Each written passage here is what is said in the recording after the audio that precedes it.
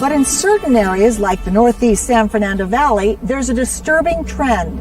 Gang violence is up, killing innocent victims and throwing families into mourning. Well, we met one man who's been working in the trenches for years to stem gang warfare. His name is Blinky Rodriguez, and Jim Hill caught up with him at a community march against violence. Los Angeles police and paramedics raced to Birmingham High School just after classes let out for the day. They rushed a dying 16-year-old boy to the hospital. Witnesses say Dejon Roberts had shot it out with two men who'd asked him what gang he belonged to. I was there practicing. I heard two gunshots going on, but I thought it was no gunshots. I thought it was just something going on. Somebody messing around with something, so I just kept doing what I was doing, you know. The mid-September killing was part of a frightening trend in the San Fernando Valley. Gang-related murders are on the rise.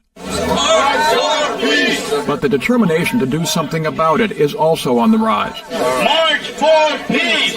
Hundreds of people from across the valley marched in late October to speak out against the wave of gang violence. Grace Zapata was there, clutching photos of her sons, David and Miguel. Both were shot and killed in February 2005.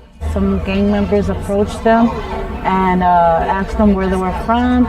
And my son Miguel got up and said Temple Street, and then they started throwing their gang signs and calling out their gang name. And then the shooter pulled out his gun and shot my son 4 times. Los Angeles police say 36 people had been killed in gang-related violence in the valley by the end of October, on pace to far surpass last year's total. We believe what's happening is that with the increase in the age group of 12 to 18 to 20-year-olds, that the demographics there, that as those numbers in that group increase, that the gangs at the same time are adding or trying to add to their ranks. That there's a recycling or recharging, if you will, of our gangs. A good example festered just a few blocks away. In this neighborhood, the Langdon Avenue gang rules the narrow streets and crowded apartments.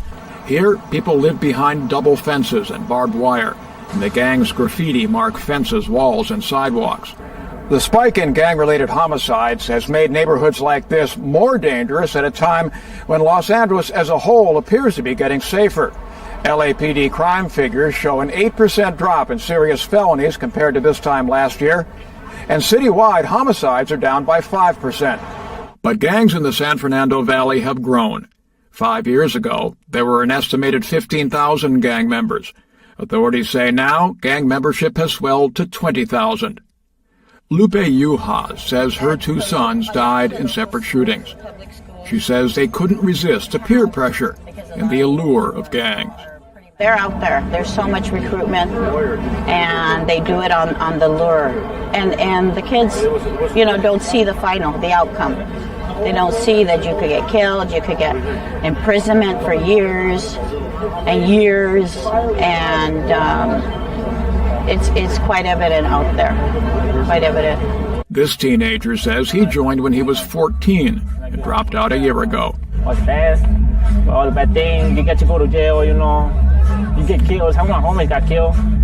Some are in jail right now. Police say it's the youngest, newest gang members who are committing most of the serious crimes now, as they try to prove themselves and build a reputation. The challenge for us is these are groups or individuals that we don't have a lot of information on because they've not been in the gang lifestyle for a terribly long time. So our intelligence gathering and our gathering of information on who they are, where they live, who they associate with, what their activities are, so our ability to curtail that earlier on is challenged. Too many moms crying! Too many moms crying! Too many kids dying! Too many kids dying! Police say they're working closely with Valley neighborhoods, literally marching shoulder to shoulder with residents and with youth workers like William Blinky Rodriguez. He's a former champion kickboxer whose son was killed in a drive-by shooting in 1990. He and his wife faced their son's killers in court and forgave them. Everybody thinks, well, how do you do it? Make it look so easy. It's not easy. It's not. I cry a lot. I still miss my son today. He was only 16 years old. And I go forward. I have other sons, and now I have grandkids, and I just keep going forward and fight the good fight and try and save as many as kids I can. They now run youth programs, embracing the at-risk kids that others push away. Instead of people running towards this population and trying to engage them and, massage, cajole, persuade, convince, beg, mentor, we run from them. We've deemed them modern-day lepers. We've deemed them, they're demonized. So who wants to deal with them?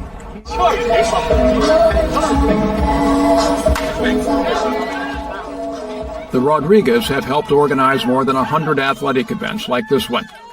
This softball tournament followed the march and drew teams from valley neighborhoods where gangs hold so much power. But on the field and in the stands, the tension seemed to melt away. The fight against gangs, their violence, and their influence with young people has bedeviled Los Angeles for decades. Chief William Bratton acknowledged as much when he talked with Life and Time's Val Zavala 2 months ago about the need for more police. Gang injunctions help us to control the behavior of gangs. Enough cops help us to control the behavior of gangs because we can be there to prevent a lot of their activities. And so, in some respects, Los Angeles has been ignoring for 50 years the most obvious solution to its crime problem, which is more police.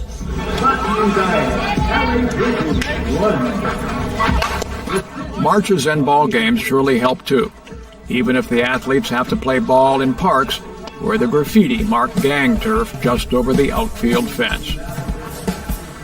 I'm James Hill for Life and Times.